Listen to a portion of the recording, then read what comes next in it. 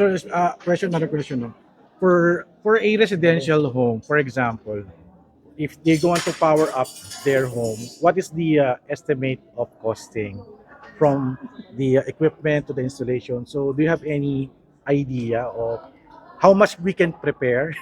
How much the costing? The costing. If you're going to DIY right now, around for cost analysis, DIY. You build your own and Build your own, everything. Yeah. sari-takrat. So for a 1 kilowatt, way 1 back, kilowatt.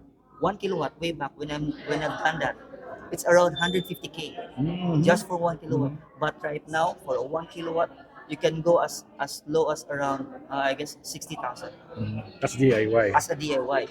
But if you're going to place that on an installer, that splits the difference. It's times three sometimes, depending on the what type of installer you got.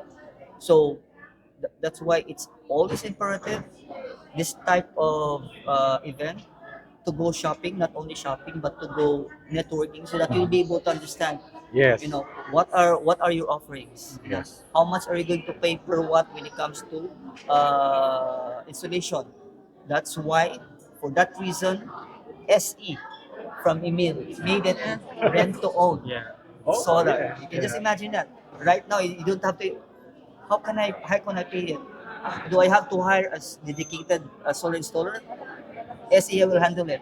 Do it for Everything. you. We actually have a relatively new company started this year. It's a sister company of Ian Solar. It has a rent to own program for the solar installations. So what happens is for the first 3 years you pay it for You're using you pay for the system on a monthly basis.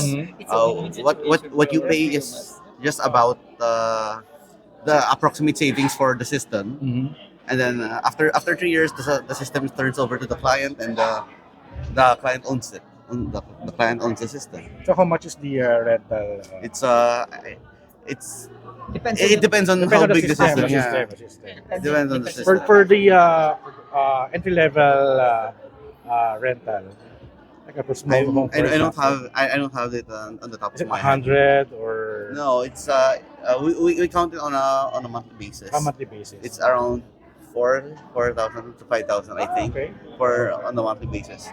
For the Similar 3 to kilowatt the system. there's this water filter rental, Yes. and now we are now going solar. Yeah. And Yeah, That is nice. it benefits them since on most cases the water filter runs in the morning because Yes. people are buying it, not more on the time. And also, you're going to run your pump at also in the morning in anticipation for people for refilling. So I have a lot of friends which are using this hybrid, the S5, the old model, using on water filters. It's proven that they're able to have savings on top of it. Not outright, but on the long run, especially if you don't have any power interruptions, you cannot do pump.